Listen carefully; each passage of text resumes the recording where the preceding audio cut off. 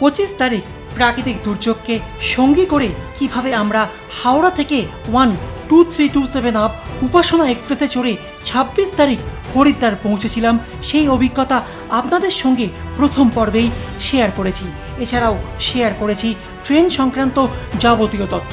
হরিদ্বারে পৌঁছে 26 তারিখ যে অভিজ্ঞতা সঞ্চয় করেছিলাম তা আপনাদের সঙ্গে শেয়ার করেছিলাম এই সিরিজের দ্বিতীয় পর্বে। আর এই দ্বিতীয় পর্বেই আপনাদের সামনে তুলে ধরেছিলাম হরিদ্বারের হোটেল ভাড়া, থাকা খাওয়া, রোপওয়ে ও মার্কেট সম্পর্কিত একটি স্পষ্ট ধারণা। আর আজ শুরু করতে চলেছি এই সিরিজের এক নতুন গল্প। শুরু থেকেই বলেছি আমাদের এবারের সফরটি ছিল গোয়েন্দা কাহিনীর মতো রহস্য ও রোমাঞ্চে ভরপুর। আর আজ এই পর্বে আপনাদের শোনাতে চলেছি সেই রহস্য ও রোমাঞ্চের তৃতীয় ধাপ। হরিদ্বার থেকে বদ্রীনাথ পর্যন্ত দীর্ঘ 310 কিলোমিটারের যাত্রাপথের প্রাকৃতিক ও নৈসর্গিক সৌন্দর্য কোনোভাবেই আঁচ করতে দেয়নি বিপদের গন্ধ। কাল অবধি যেটুকু দ্বিধাদ্বন্দ্ব ছিল তা এক প্রকার ভুলতেই বসেছিলাম দেবতাদের নিজ রাজ্য দেবভূমির রূপে মুগ্ধ হয়ে। আপাতত এইটুকুই থাক, বাকিটা না হয় আস্তে আস্তে জানলেন। কারণ শুরুতেই যদি অপরাধীকে শনাক্ত করিয়ে দিই তাহলে তো গল্পের উত্তেজনাটাই এক প্রকার নষ্ট হয়ে যাবে। যাকগে সেসব কথা। কেদারনাথ ও বদ্রীনাথ এখন প্রায় সকলেই যান, তবে বেশিরভাগ মানুষই হরিদ্বার থেকে আগে যান কেদারনাথ ধাম, কারণ যাত্রাপথ কম, দূরত্ব ওই 239 কিলোমিটারের মতো। তবে আমাদের এবারের সফরের পূর্ব পরিকল্পনা অনুযায়ী 27 অক্টোবরের ভোরে আমরা রওনা দিয়েছিলাম হরিদ্বার থেকে বিষ্ণুধাম বদ্রীনাথের উদ্দেশ্যে। কারণ এই যাত্রাপথের দূরত্ব বেশি হলেও পথে দেখতে পাবো অনেক কিছু। দেবভূমির নৈসর্গিক ভূপ্রকৃতি ছাড়াও এই পথেই রয়েছে পঞ্চপ্রয়াগ, উত্তরাখণ্ডের শ্রীনগরের ধারীমাতার মন্দির, যোশীমঠের নরসিংহজির মন্দির ও যোশীমঠ থেকে বদ্রীনাথ পর্যন্ত এক রোমাঞ্চকর যাত্রাপথ, যার পুঙ্খানুপুঙ্খ অভিজ্ঞতার গল্প ভিডিওর মাধ্যমে আজ আপনাদের সামনে তুলে ধরব এই পর্বে। এছাড়া এই পর্বেই আপনাদের সঙ্গে শেয়ার করব হরিদ্বার থেকে বদ্রীনাথ কিভাবে যাবেন, বদ্রীনাথে এসে কোথায় থাকবেন, যাত্রাপথে কি কি দেখবেন, গাড়ি ভাড়াই বা কত লাগতে পারে এবং চারধাম যাত্রার রেজিস্ট্রেশন সম্পর্কিত যাবতীয় তথ্য। শুধু একটাই কথা বলবো, ভিডিওটি শেষ পর্যন্ত দেখবেন, না হলে কিন্তু মিস করে যাবেন অনেক কিছু। তাহলে চলুন আর বেশি কথা না বাড়িয়ে শুরু করা যাক আজকের পর্ব। নমস্কার, সুপ্রভাত সকলকে। আজ 27 তারিখ মানে 27 অক্টোবর 2024, বাংলার 10ই কার্তিক 1431 বঙ্গাব্দ।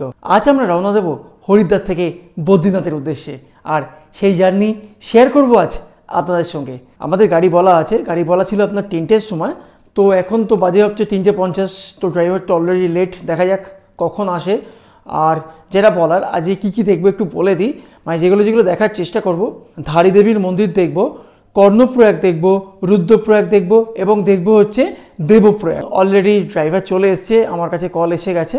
তো বেরিয়ে আবার গাড়িতে উঠে যেতে যেতে আবারও কথা হচ্ছে। যথারীতি বাইরে বেরিয়ে পড়লাম দেরাওয়াল ভবন থেকে। উনি দরজার সামনেই শুয়েছিলেন, আমাকে খুলে দিলেন দরজা। আর আমার পেছনেই রয়েছে আপনার হরিদ্বার আপার রোডের হচ্ছে পুলিশ চৌকি, মানে অ্যাকচুয়ালি যাকে বলা হচ্ছে আপনার কোতোয়ালি বলা হচ্ছে। আমার পেছনেই রয়েছে সেই কোতোয়ালি। আর আমাদের গাড়ি চলে এসছে, একটা সুইফট ডিজায়ার দিয়েছে যার জন্য বলবো সব কিছু আপনার সঙ্গে শেয়ার করব। কত কি পড়লো বা রেজিস্ট্রেশন কিভাবে করবেন, অনলাইন রেজিস্ট্রেশন মানে চারধাম যাত্রা, সমস্ত কিছুই আপনার সঙ্গে শেয়ার করবো যেতে যেতে। তো এখন তো বলতে গেলে এখনও অন্ধকার, এখন বাজে ভোর 4টে। আসছে আমার 2 পার্টনার আসছে, ওরা তো অন্য হোটেলে ছিল কালকে ওরা ছিল হোটেল লক্ষ্মী ইনে, আর আমি ছিলাম হচ্ছে দেরাওয়াল ভবনে। তো চলুন গাড়ির দিকে যাওয়া যাক। আমি একবার গাড়ির যে আমাদের আজকের যে পাইলট তার সঙ্গে আমরা পরিচয় করিয়ে দিই। সানি ভাই হচ্ছে আজকে আমাদের পাইলট। সানি ভাই আমাদের সঙ্গে 4-5 দিন ধরে থাকবে। সানি ভাই আমাদেরকে বলতে গেলে পুরো যে চারধামের ট্যুরটা সেটা সানি ভাই করাচ্ছে। চলুন যেতে যেতে সানি ভাইয়ের সঙ্গে আরও নয় কথা হবে।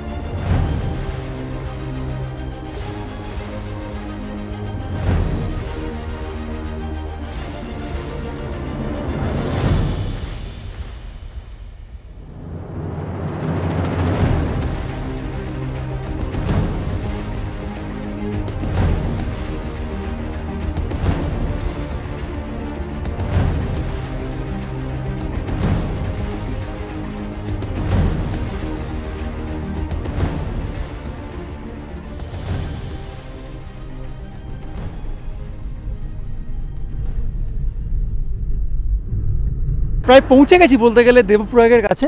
আর রাস্তার পাশে এক জায়গায় দাঁড়িয়ে পড়লাম একবার আপনাদের ভিউটা দেখানোর জন্য। প্রায় বলতে গেলে সকাল হচ্ছে। আর ডান দিকের পাহাড়ে একবার দেখুন কি সুন্দর দেখতে লাগছে।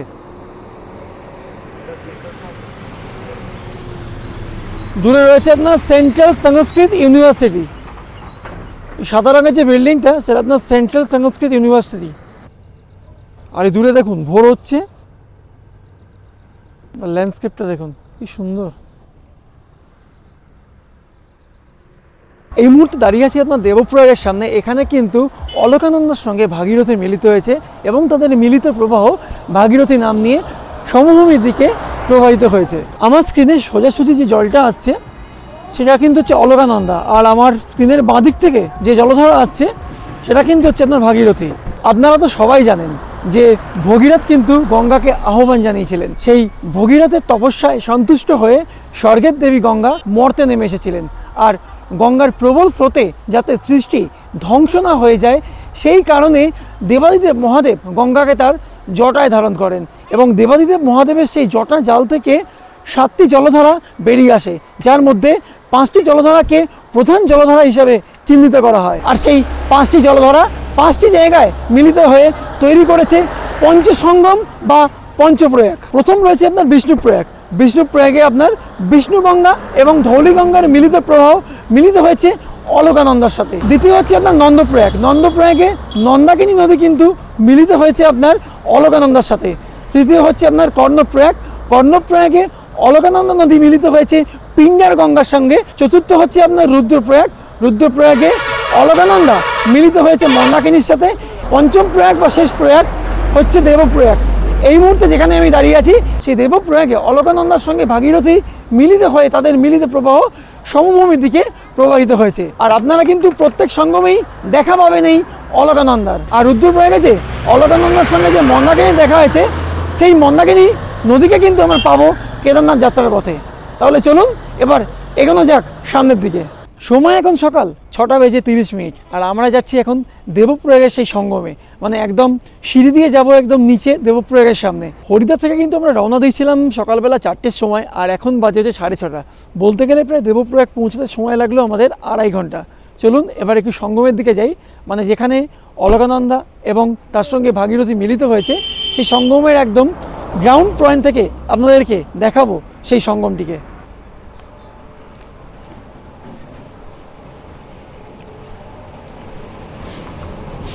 ঠান্ডা কিন্তু এখানে বেশ আপনার ভালোই আছে। হরিদ্বারে যখন সকালবেলা গাড়িতে উঠলাম তখন ছিল 20 ডিগ্রি, আর এখন দেখছি টেম্পারেচার ফল করে হয়ে গেছে 16 ডিগ্রি। ঠান্ডা কিন্তু বেশ লাগছে গায়ে, বেশ লাগছে। আর সামনে আপনার এখানে ঝুলা রয়েছে, সম্ভবত ভাগীরথীর ওপরে এই ঝুলাটা। সঙ্গমে যেতে গেলে কিন্তু আপনাকে কিন্তু অনেকগুলো সিঁড়ি ভাঙতে হবে।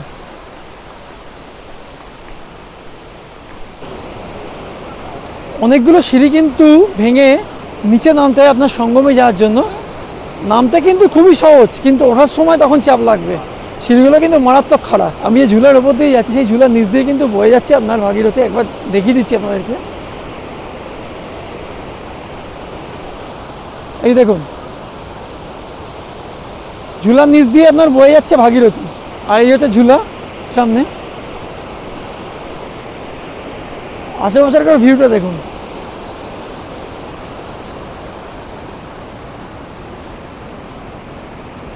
অসাধারণ ল্যান্ডস্কেপ যাকে বলে।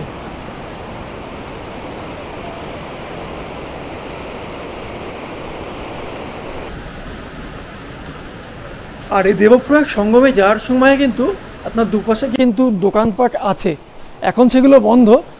যদি আপনারা একটু বেলার দিকে আসেন এই সঙ্গমের সামনে তাহলে কিন্তু সেই দোকানপাটগুলো খোলা পাবেন। এই হলো আপনার দেবপ্রয়াগের সঙ্গম। ডান দিক থেকে আমার আসছে হচ্ছে ভাগীরথী, আর বাদিক থেকে আসছে হচ্ছে অলকানন্দা।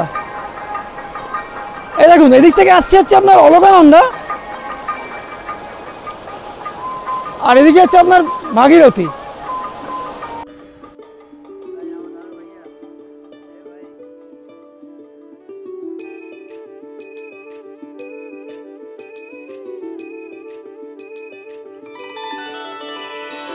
सर्वव्यापी तू प्रचंड महाकाय, आदिशक्ती तू नरमुंड महा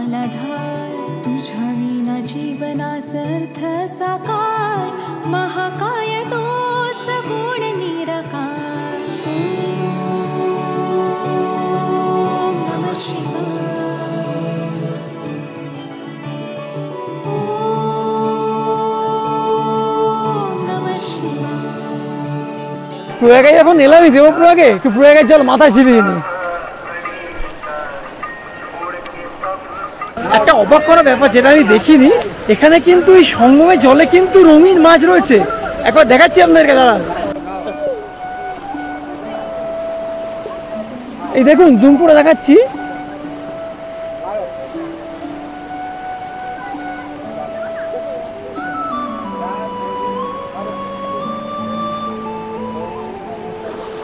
এই দেখুন সঙ্গমের জলে মাছ, কত রঙিন মাছ রয়েছে দেখুন।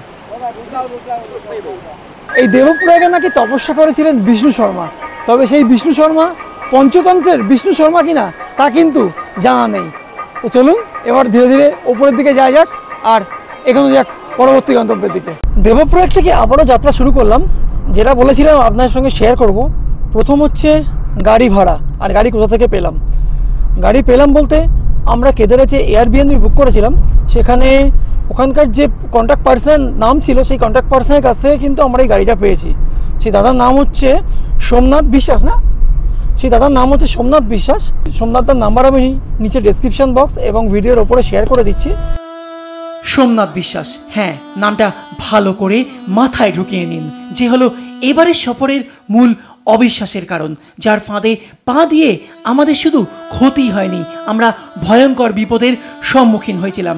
গাড়ি ভাড়ার 40% প্রথম দিনেই সোমনাথকে ইউপিআই করা হয়েছিল, আর যাত্রার মাঝে কিছু অ্যামাউন্ট পে করেছিলাম আমাদের গাড়ির চালক সানিদাকে, আর যাত্রার শেষ দিন বাকি অ্যামাউন্ট পে করার কথা ছিল। কিন্তু শেষ দিন সানিদাকে দেওয়া অ্যামাউন্টটা বাদ দিয়ে পুরো অ্যামাউন্ট, মানে প্রথম দিন যে অ্যামাউন্টটা পে করেছিলাম সেইটা ধরেই পে করতে বলা হয়। সোমনাথকে বারবার কল করা হলেও নো রেসপন্স। অবশেষে গাড়ির মালিকের সাথে কথা বলা হলেও সেও ফার্স্ট ডের ওই অ্যামাউন্টের ব্যাপারে কিছু জানে না জানিয়ে পুরো অ্যামাউন্টটাই দাবি করে। অতঃপর পুরো ঘটনাটা তাকে অবগত করা হলেও সে তার দাবিতে অনড় থাকে। এক্ষেত্রে যা শুনেছিলাম বা যা বুঝেছিলাম যে এই বুকিংয়ে ড্রাইভার সানির কোনো ভূমিকা নেই। সোমনাথের রেফারেন্সে এটাই ওর ফার্স্ট বুকিং। যাই হোক, এই ঘটনা থেকে আপনারা কতটা কি বুঝলেন জানি না, শুধু আপনাদের সাবধান করে দেওয়া এই বলে যে চারধাম যাত্রা এলে কোনো হোস্টের ফাঁদে পা দিয়ে এরকম ভুল আপনারা অন্তত করবেন না যে ভুল আমরা করেছিলাম।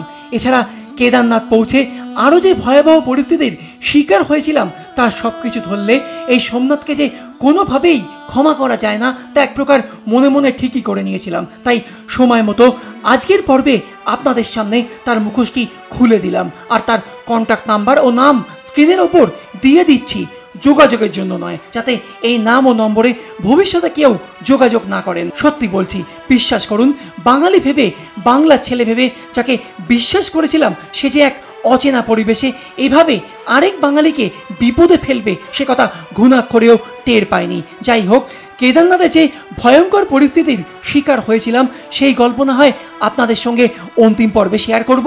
আপাতত চলুন ফিরে যাই মূল গল্পে। রাস্তার ধারে দাঁড়িয়ে পড়লাম এক জায়গায় ব্রেকফাস্ট করার জন্য, একটু চা আর ব্রেকফাস্ট করে নিই। সকাল থেকে তো চা খাওয়া হয়নি, চলুন যাওয়া যাক। এই উল্টো দিকে একটা দোকান রয়েছে, দেখি কি পাওয়া যায়। এই হচ্ছে আপনার দোকান। এ দেখুন, এখানে কিন্তু ধাপ ধাপ করা আছে, যেখানে আপনার ধাপ চাষ হয়। চাষের জন্য ধাপের জমি আছে, দেখুন ধাপ চাষ যাকে বলে, ধাপ চাষ বা ঝুম চাষ। আমরা এই মুহূর্তে যেখানে দাঁড়ালাম ব্রেকফাস্টের জন্য তার পাশের ল্যান্ডস্কেপটা একবার দেখুন,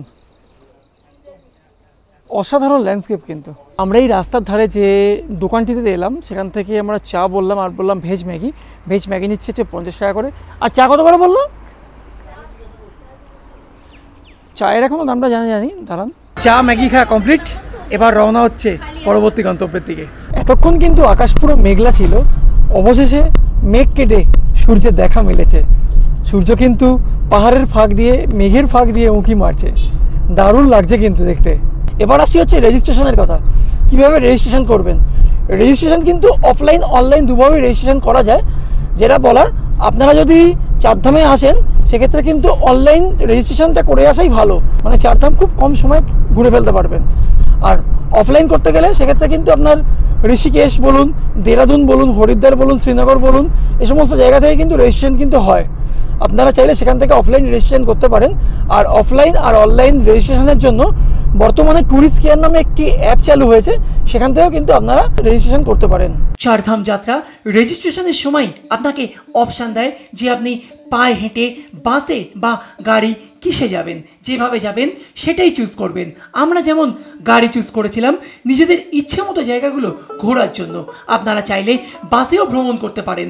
উত্তরাখণ্ড ট্রান্সপোর্ট কর্পোরেশন ছাড়াও এই রুটে প্রাইভেট কিছু ভলভো বাসও চলে। প্রয়োজনে গুগলে একটু সার্চ করে নেবেন। হ্যাঁ, আমরা যেহেতু গাড়ি নিয়েছিলাম, এবার আসি গাড়ির কথায়। যদি আপনারা নিজস্ব গাড়িতে ট্রাভেল করেন, মানে অন্য রাজ্য থেকে নিজেরাই ড্রাইভ করে আসছেন, সেক্ষেত্রে কিন্তু ঋষিকেশ আরটিও অফিস থেকে চারধাম যাত্রার জন্য একটা পারমিট করাতে হবে।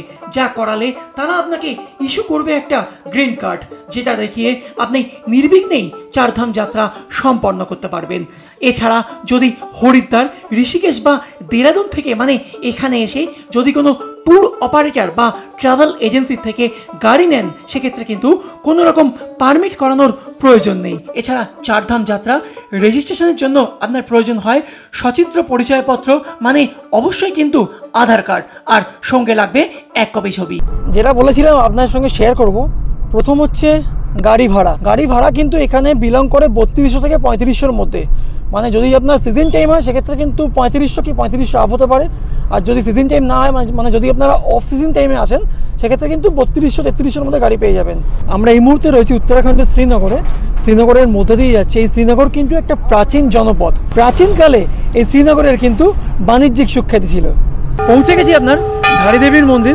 চলুন এবার সিঁড়ি দিয়ে নিচে নামতে হবে। এই হচ্ছে আপনার ধারী মাতার মন্দির।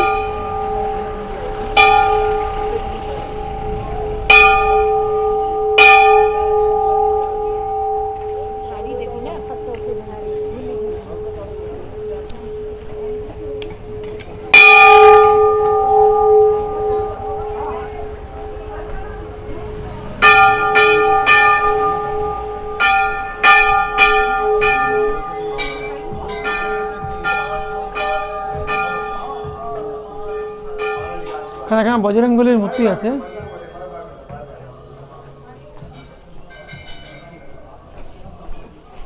খারাপ হয়ে কিন্তু নিচে নামতে হচ্ছে। তারা নবরতে একবার দেখাচ্ছি ধারী দেবীর মন্দিরটা। ওই দেখুন জলের মাঝখানে রয়েছে আপনার ধারী দেবীর মন্দির, একদম নিচে। ওখানেই যাব এখন। রাস্তা কিন্তু বেশ অনেকটা কিন্তু নিচে নামতে হচ্ছে। ওঠার সময় কিন্তু কষ্ট হবে, মানে বলতে গেলে নামার সময় পুরো একদম উতরাই, আর ওঠার সময় হবে পুরো চড়াই। লোকজন কিন্তু ভালোই এসছে, এখানে অনেক লোকের সমাগম দেখতে পাচ্ছি। কিন্তু মন্দির খোলা আছে কিনা সেটা হচ্ছে কথা। চলুন মন্দিরের সামনে গিয়ে আবার কথা বলছি। এখানে আপনার সমস্ত প্রসাদের দোকান রয়েছে। ধারীমাতা মন্দিরে যাওয়ার সময় প্রসাদের দোকান রয়েছে দেখুন। দুপাশ থেকে কিন্তু যেখান থেকে খুশি কিন্তু আপনারা প্রসাদী নিয়ে মায়ের মন্দিরে পুজো দিতে পারবেন।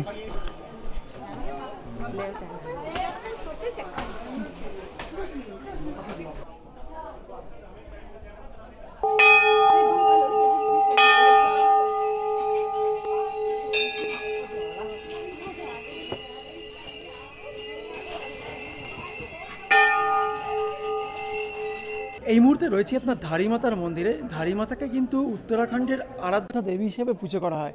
আর এই ধারীমাতা কিন্তু 4 ধামের অধিষ্ঠাত্রী দেবী।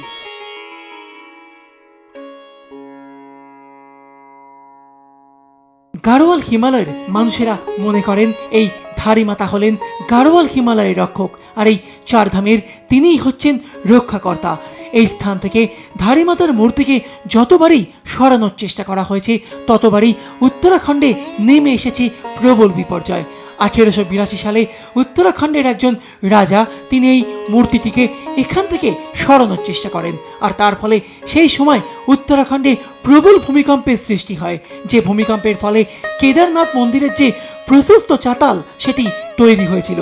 তার পরবর্তীকালে 2013 সালের 16 জুন যখন অলকানন্দা হাইডেল প্রজেক্ট তৈরি করা হচ্ছে, সেই সময় ধারীমাতার মূর্তিকে আরও একবার এখান থেকে সরানোর চেষ্টা করা হয় এবং সেদিন এই মূর্তি যখন সরানো হয় তার ঠিক 4 ঘন্টার মধ্যেই 2013 সালে উত্তরাখণ্ডের কেদারনাথে সেই প্রবল প্রাকৃতিক বিপর্যয় নেমে আসে।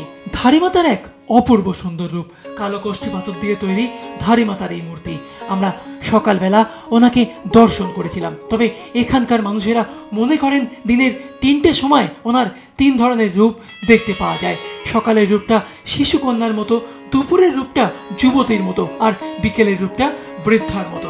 ধারীমাতার এই মন্দিরে ধারীমাতার সম্পূর্ণ বিগ্রহটি কিন্তু আপনারা দেখতে পাবেন না। এখানে ধারীমাতার শরীরের ওপরের অংশটিই রয়েছে, এই অংশটি এখানে পূজা করা হয়। আর দেবীর শরীরের অবশিষ্ট অংশ সেটি নিচে কালীমঠ বলে যে জায়গাটি রয়েছে সেইখানে পূজা করা হয়। আর এইখানে ধারীমাতাকে দেবী দুর্গার অংশ বলেই মনে করা হয়। আর কালীমঠ, যেখানে দেবীর শরীরের অবশিষ্ট অংশটি পূজিত হয়, সেখানে দেবীকে কালী রূপে পূজা করা হয়। এই দেখুন, এখানে কিন্তু স্পিড বোটে করে ঘোরাচ্ছে।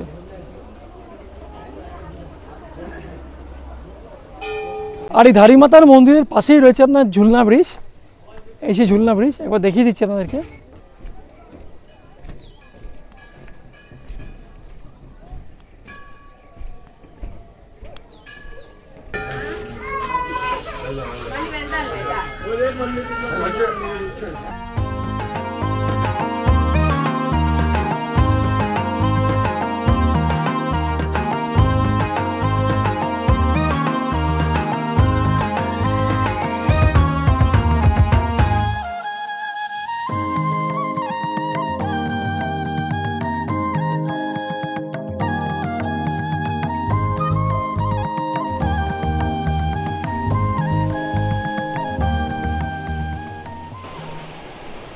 চলে এসেছি আপনার রুদ্রপ্রয়াগে। এবার যাচ্ছি সঙ্গমের সামনে। দারুণ কিন্তু জায়গাটা, চারপাশ শান্ত শিষ্ট, ঠান্ডা, নিরিবিলি এবং নির্মল পরিবেশ। এই দেখুন, আমার বাদিক থেকে আসছে হচ্ছে অলকানন্দা, আর ডান দিকে রয়েছে আপনার মন্দাকিনী। মানে এটা হচ্ছে আপনার এই যে আঙুলের সহসে, এটা হচ্ছে মন্দাকিনী, আর এদিকে হচ্ছে অলকানন্দা, আর সামনে রয়েছে আপনার সঙ্গম।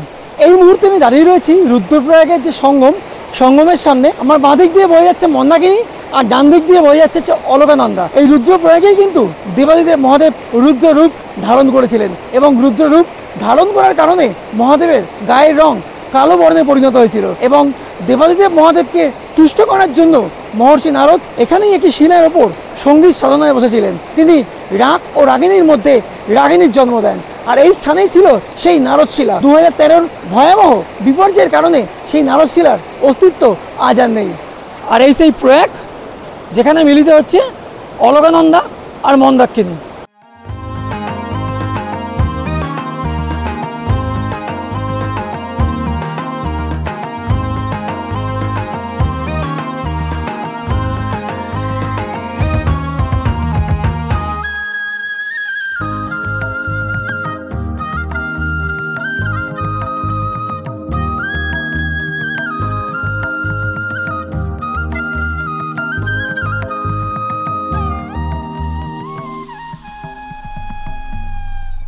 সময় এখন সকাল 11টা বেজে 10 মিনিট, আর আমরা রওনা হলাম রুদ্রপ্রয়াগ থেকে। যাত্রাপথে আমরা দেখে নেব কর্ণপ্রয়াগ এবং নরসিংহজির মন্দির।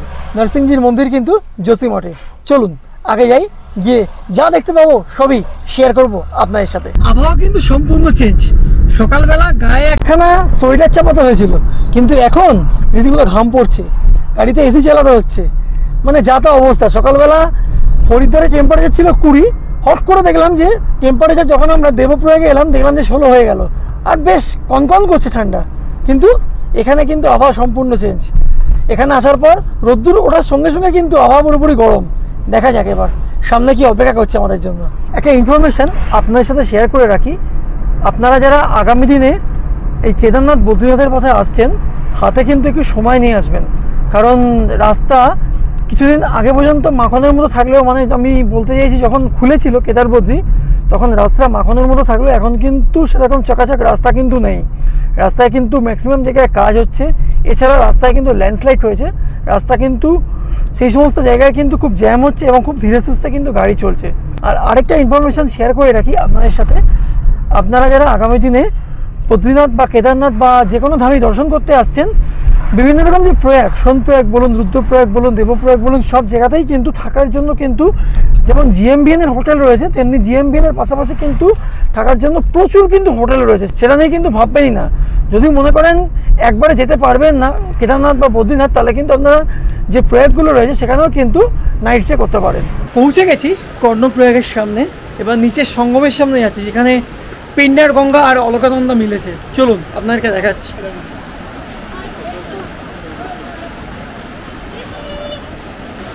এখানে একখানা শিবজির মন্দির আছে আর বজরংবলীর মন্দির আছে।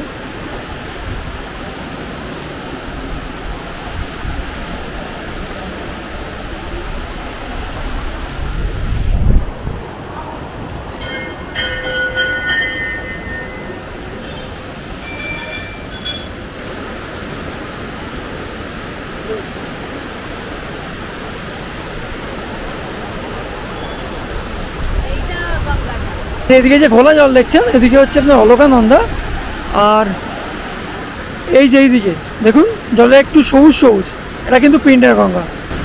আমি এই মুহূর্তে দাঁড়িয়ে রয়েছি কর্ণপ্রয়াগে অলকানন্দা এবং পিণ্ডার গঙ্গার সঙ্গমস্থলে, আর এখানেই কিন্তু তপস্যা করেছিলেন কর্ণ।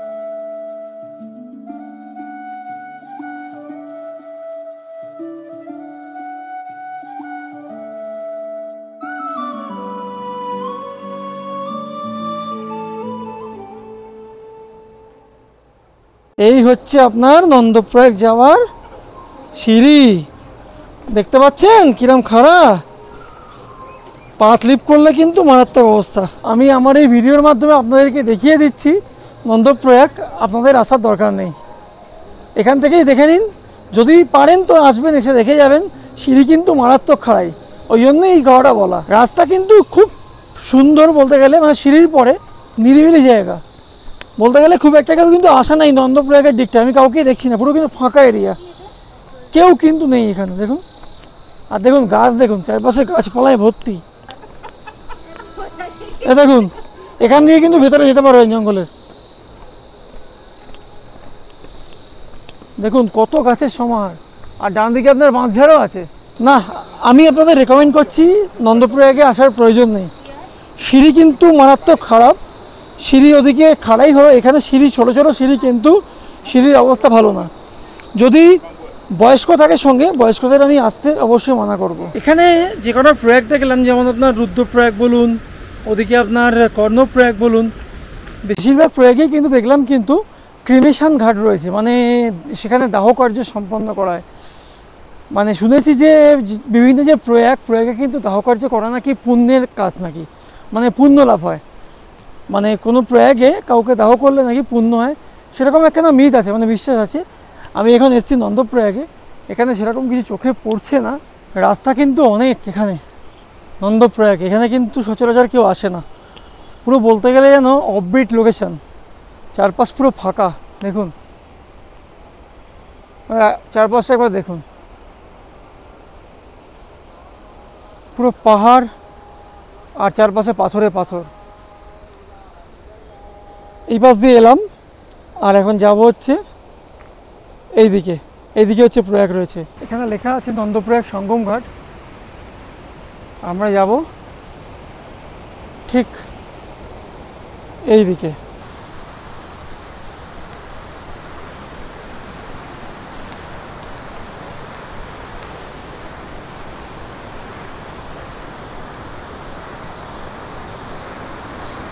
এই হলো আপনার নন্দপ্রয়াগ সঙ্গম, এই হচ্ছে আপনার নন্দাকিনী নদী গিয়ে মিলিত হচ্ছে সামনের এই সঙ্গমে অলকানন্দার সঙ্গে। আর এই হচ্ছে অলকানন্দা সামনের এই সঙ্গমে মিলিত হচ্ছে নন্দাকিনীর সঙ্গে। নন্দপ্রয়াগ কিন্তু অনেকটা পথ।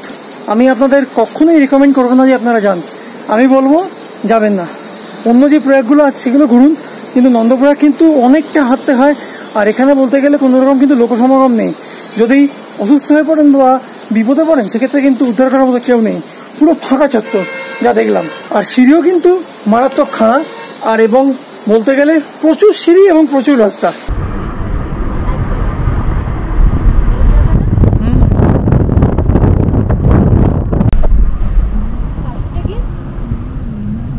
একটাই মনে হয় তোর। অ্যাকচুয়ালি বলতে গেলে কিন্তু এনজয়মেন্টটা কিন্তু দারুণ হচ্ছে। মানে যেখানে যেখানে থামতে বলছি সেখানে সেখানে থামছি, সেখান থেকে প্রয়োজনীয় ফুটেজ কালেক্ট করতে পারছি, সময় নিয়ে খুব ঠান্ডাভাবে কিন্তু কাজ হচ্ছে বলতে গেলে। মানে অ্যাকচুয়ালি বলতে গেলে খুব দারুণ। জাস্ট এইমাত্র সম্ভবত ওটা নীলকণ্ঠ শৃঙ্গই দেখা দিল, মানে দু চোখ ভরে দেখলাম। এই 6 ইঞ্চি স্ক্রিনের মাধ্যমে আপনাদেরও দর্শন করালাম বদ্রীনাথের নীলকণ্ঠ শৃঙ্গ, যা রাস্তায় চলার পথে দেখতে পেলাম। শুধু একটাই কথা বলবো আপনাদেরকে, অনেক কষ্ট করে কিন্তু আপনাদের জন্য ভিডিওগুলো তৈরি করছি। ভালো লাগলে প্লিজ একটু লাইক দেবেন, আর আপনাদের প্রিয়জনের সঙ্গে ভিডিওটা কিন্তু অনেক অনেক শেয়ার করবেন। আর আমার পাশে থাকার জন্য যেটা বলে থাকি, চ্যানেলটা কিন্তু অবশ্যই সাবস্ক্রাইব করবেন। এইটুকুই তো আপনাদের থেকে চাওয়া। আজ মনে হয় না আর বদ্রীনাথ মন্দির দর্শন হবে, কারণ এখনও পর্যন্ত যোশীমঠ ঢোকেনি। হোপফুলি বদ্রীনাথ পৌঁছাতে পৌঁছাতে রাত্রির 8টা কি 9টা বাজবে, আর 9টার সময় বদ্রীনাথ মন্দির বন্ধ হয়ে যায়, আবার খোলে ভোর 4টে। দেখি কাল সকালবেলা যদি পসিবল হয় অবশ্যই বদ্রীনাথ মন্দির দর্শন করব, এবং সেই দর্শনের অভিজ্ঞতা অবশ্যই আপনাদের সঙ্গে শেয়ার করব। বদ্রীনাথ মন্দির দর্শন করার পর আরও বেশ কিছু সাইট সিন করব, যেটা পরের পর্বে বিশেষ চমক হিসাবে আপনাদের জন্য থাকছে। রাস্তার একবার হালত দেখুন, পুরো যেন পাউডার উঠছে, পুরো মারাত্মক খারাপ অবস্থা রাস্তার। বদ্রীনাথ যাওয়ার রাস্তার দেখুন, এক পাশে গাড়ি দাঁড়িয়ে আছে আর এক পাশ দিয়ে গাড়ি পাস করছে, আর দেখুন কি ধুলো, কি পরিমাণ।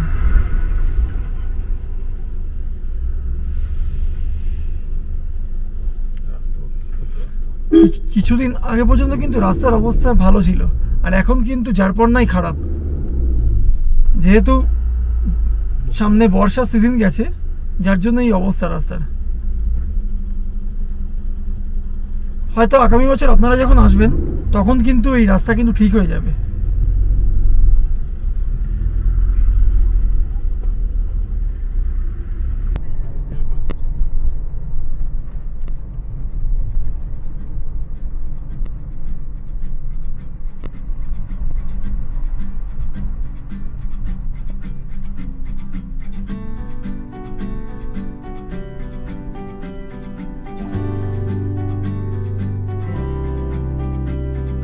छोटी छोटी राहें मिलके कहीं दूर दूर मंजिल पर जाएगी, कभी छाँव छाँव कहीं धूप सताएगी।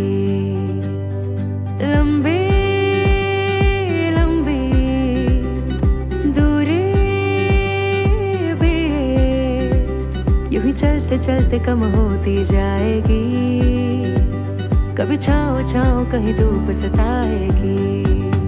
सफर अनजाना सा है, रास्ता बेगाना सा है, हर मोड़ मोड़ पे कुछ नया सा है, हर मोड़ मोड़ पे कुछ नया सा है।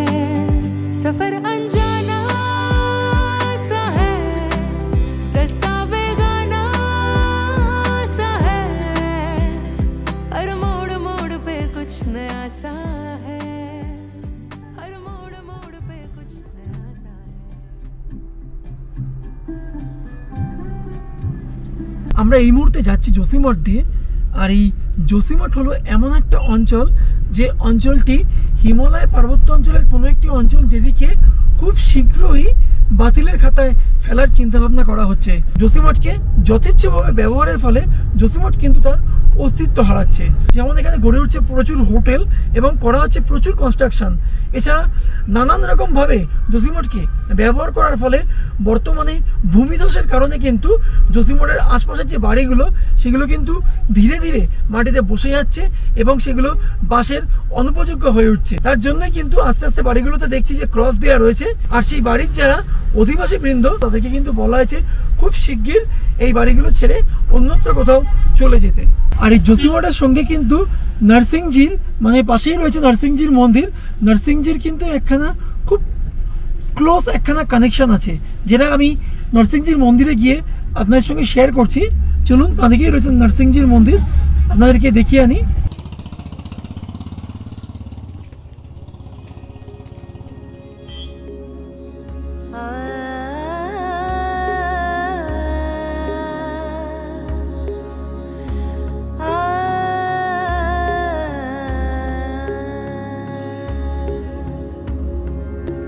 भजो रे भैया राम गोविंद हरे, भजो रे भैया राम गोविंद हरे, भजो रे भैया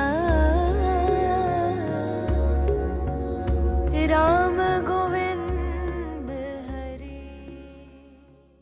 এবার আপনাদের এই মন্দির সম্বন্ধে একটু বলে দিই।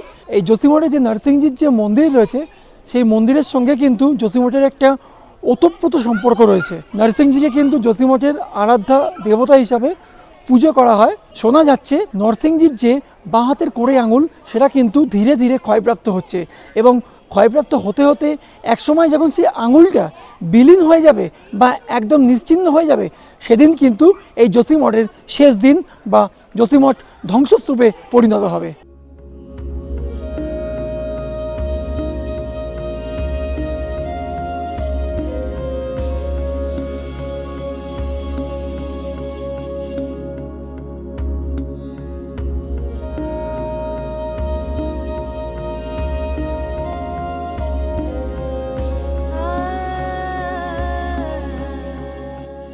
নরসিংজিকে দর্শন করে আমার অন্তত এরকম কিছু মনে হয়নি। তবে বসন পড়ানো ছিল বলে যে আঙুল নিয়ে এত কথা, সেই আঙুলটাই চাক্ষুষ করতে পারেনি। তবে একটাই কথা বলবো, নরসিংজিকে নিয়ে এই জসিমঠ অঞ্চলের মানুষের মনের যে বিশ্বাস, সেই বিশ্বাসে আঘাত না করাই ভালো, কারণ যার যার বিশ্বাস তার কাছে। আর এই নরসিংজি বা নৃসিংহদেব কিন্তু পুরাণ মতে ভগবান বিষ্ণুরই দশাবতারের মধ্যে একটি। প্রতি বছর শীতকালে কেদারনাথজি যেমন চলে আসেন উখি মঠের মন্দিরে, তেমনি বদ্রীনাথজিরও শীতকালীন আবাসস্থল জসিমঠের এই নরসিংজির মন্দির। নরসিংজির মন্দির ছাড়াও এই মন্দির কমপ্লেক্সে আরও 4টি মন্দির রয়েছে। রয়েছে বাসুদেব মন্দির, অষ্টভুজা মন্দির, নবদুর্গা মন্দির, গৌরীশঙ্কর মন্দির। নরসিংজির মন্দিরের মতো এখানেও বেশ কিছু মন্দিরে ফটোগ্রাফি নিষিদ্ধ বলে সবকিছু আর এই ভিডিওতে আপনাদের দেখাতে পারলাম না।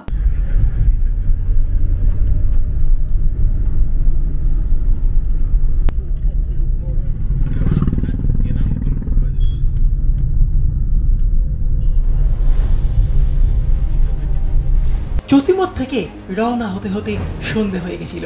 ঘড়ির কাঁটা প্রায় সন্ধ্যা 6:30 ঘর ছুঁই ছুঁই। জসিমঠ থেকে হেমকুণ্ড সাহিব যাওয়ার রাস্তাকে ডান দিকে রেখে আমরা এগিয়ে চললাম আমাদের গন্তব্যে। এই যাত্রাপথের মাঝখানেই এক জায়গায় চেকিং হলো আমাদের চারধাম যাত্রার রেজিস্ট্রেশন। পুরো হরিদ্বার থেকে বদ্রী অব্দি এলাম, রাস্তায় কিন্তু কোথাও কোনো জ্যাম পাইনি। জসিমঠ তো অনেকক্ষণ আগে পেরিয়ে গেছে, ঠিক 20 কিলোমিটার আগে থেকে কিন্তু যেহেতু রাস্তায় কাজ চলছে, সিঙ্গেল লেনে গাড়ি যাচ্ছে, সেজন্য এখানে কিন্তু ভালোই কিন্তু যানজট রয়েছে। আগেই শুনেছিলাম জসিমঠ থেকে বদ্রীনাথ পর্যন্ত মধ্যবর্তী রাস্তার খারাপ অবস্থার কথা, তবে এতটা যে খারাপ সত্যিই কল্পনা করতে পারিনি। কনস্ট্রাকশনের পাশাপাশি ভূমিধসে রাস্তা প্রায় বিপর্যস্ত। 41 কিলোমিটারের যাত্রাপথ পার করতে লেগে গেল প্রায় 2 ঘন্টার ওপর। অবশেষে যখন বিষ্ণুপ্রয়াগ হাইডেল প্রজেক্টের কাছে পৌঁছালাম, ততক্ষণে বিষ্ণুপ্রয়াগ সহ বদ্রীনাথ মন্দির দর্শনের আশা সেদিনের মতো চলে গেছিল 20 বাউ জলে। অবশেষে অন্ধকার পেরিয়ে আলোর দেখা। হ্যাঁ, পৌঁছে গেছি বদ্রীনাথ। বদ্রীনাথে এবার আমরা ছিলাম হোটেল ইয়োক ওয়ানে, যা আমরা বুকিং করেছিলাম এয়ারবিএনবি থেকে। ট্যাক্স নিয়ে ভাড়া পড়েছিল প্রায় 3,500-এর মতো। রুম নেওয়া হয়েছিল দুটো, 406 ও 407।